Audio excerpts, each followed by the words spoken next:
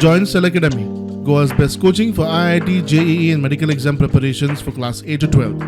Register for Stellar Talent Search exam for class 7 to 12. Admissions are now open for class 8 to 12. We have study centers at Margaon, Vasco and Porvorim. Jammu में पहले 37 सीटें थी, 37 सीटें थी। ये भी न्याय का सवाल है।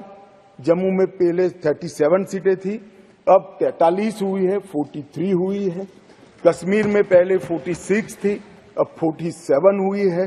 और पाक ऑक्यूपाई कश्मीर की 24 सीटें, क्योंकि वो हमारा है, हमने रिजर्व रखी है मान्यवर 24 सीटों को।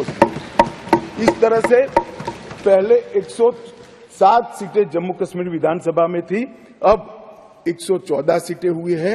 पहले 2 नॉमिनेटेड मेंबर हुआ करते थे, अब 5 नॉमिनेटेड मेंबर मान्यवर इसमें होंगे।